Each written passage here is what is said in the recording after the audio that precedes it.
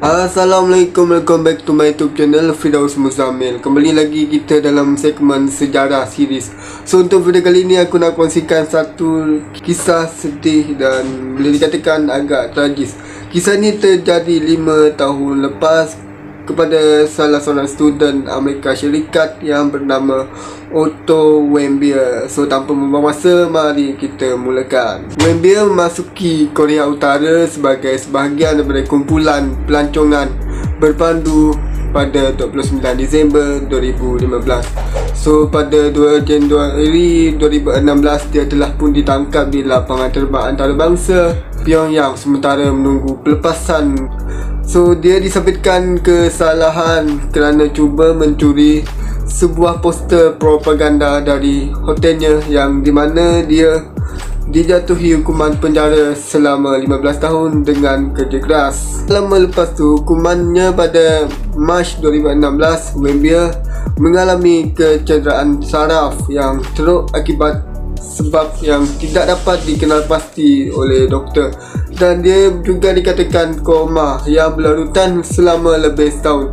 So pihak berkuasa Korea Utara tidak mendedahkan keadaan kesihatannya sehingga Jun 2017. So apabila diorang ni mengumumkan dia telah koma akibat botulisme dan pil tidur, dia dibebaskan lewat bulan. Tapi dia dibebaskan dalam keadaan koma selama 17 bulan dalam tahanan. So dia dihantar pulang ke Amerika Syarikat dan tiba di Cincinnati, Ohio pada 13 Jun 2017. So dia pun dibawa ke pusat perubatan Universiti Cincinnati untuk penilaian dan rawatan segera. Dia tidak pernah sedarkan diri dan meninggal dunia pada 19 Jun 2017. So 6 hari selepas dia balik daripada Amerika Syarikat tu, mak bapa dia meminta tiup penyusuannya dikeluarkan. So laporan coroner menyatakan bahawa dia meninggal dunia akibat kecederaan tidak diketahui yang menyebabkan kekurangan oksigen pada otak dia. So himbasan dalaman telah pun dilakukan tapi tak dijumpai apa-apa sebarang tanda keretakan pada tengkoraknya. Pada tahun 2018, Mahkamah Persekutuan Amerika Syarikat mendapati kerajaan Korea Utara bertanggungjawab atas penyeksaan dan kematian Warmbier. Dalam penghakiman ingkar yang memihak kepada mak bapak Warmbier ni selepas Korea Utara tidak membantah kes itu. So pada tahun 2019, Presiden Amerika Syarikat Donald Trump mencetuskan kontroversi selepas mengatakan bahawa dia percaya kepada kata-kata pemimpin Korea Utara itu, iaitu Kim Jong-un, bahawa Kim Jong-un tidak bertanggungjawab atas kematian Warmbier. So sebagai balasan, mak bapak Warmbier ni pun mengkritiklah Donald Trump ni sebab dia membuat banyak-banyak alasan untuk menyokong perbuatan kejam Kim Jong-un ni tadi.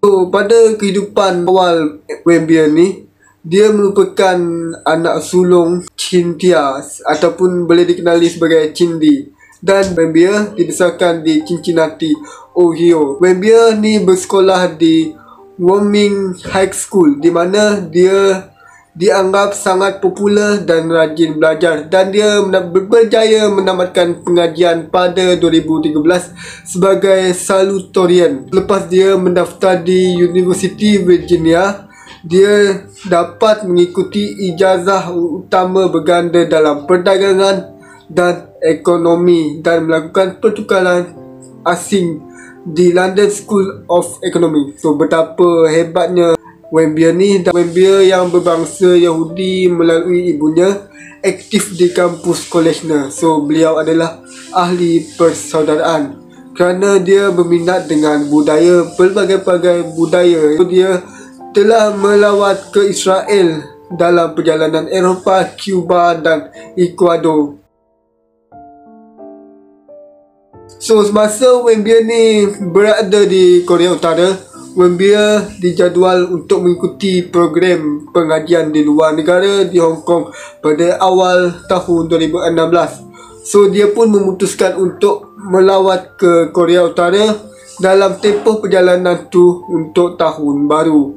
So dia menempah lautan ke Korea Utara dengan Yang Pyeongnam Towers yang dianjurkan oleh pelancongan bajet yang berpangkalan di China yang slogannya adalah destinasi yang ibu anda suka, anda tinggalkan.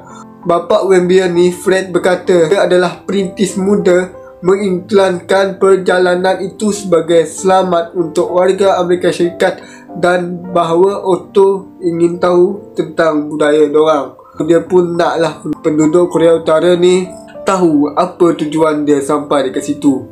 Pada 29 Disember 2015, Wembley pun telah terbang melalui Beijing ke Korea Utara dengan berkumpulan lah. Dia ada tim sendiri dengan para pelancong yang lain, termasuk 10 warga Amerika Syarikat yang lain untuk lawatan tahunan baru 5 hari. Kumpulan pelancongan itu menaikkan malam tahun baru dengan berkumandang di dataran Kim Sang, Pyongyang sebelum kembali ke hotel antarabangsa Yonggap-do, di mana beberapa orang terus minum alkohol. So memang kilah biasa tahun baru kan. Wembley cuba mencuri poster propaganda dari kawasan kaki tangan. So orang kata dia nak ambil poster tu pada sekitar jam 2 pagi pada hari tahun baru pada 2016 tu. So pada 2 Januari 2016, Wembley telah pun ditangkap di lapangan terbang antarabangsa Pyongyang sementara menunggu flight dia dan tim dia flight dari Korea Utara. So Danny Grattan adalah antara ahli kumpulan pelancong Wembley dari Britain menyaksikan penahanan si Wembley ni tadi. Dua pengawal datang dan hanya menepuk bahu Otto dan dia pun bawa Otto tu pergi. So itulah kali terakhir dia berjumpa dengan Otto.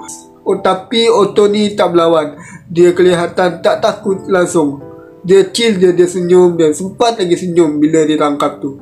So apabila flight kumpulan ni tadi nak tinggalkan terminal, nak tinggalkan lapangan terbang, seorang pengawal datang dan mengumumkan, kira dia buat olok-olok lah. Dia kata Otto ni telah sakit dan perlu dibawa ke hospital. So beberapa laporan media menunjukkan bahawa Wembley ni bercakap melalui telefon kepada pemandu pelancong, tetapi ini dinafikan oleh jurutakap perintis muda yang memberitahu BBC News bahawa tak ada pekerjanya yang mempunyai hubungan langsung dengan Otto selepas dia diiringi pergi. So dalam kejadian yang lain, pelancongan tadi tu meninggalkan negara tu tanpa sebarang insiden.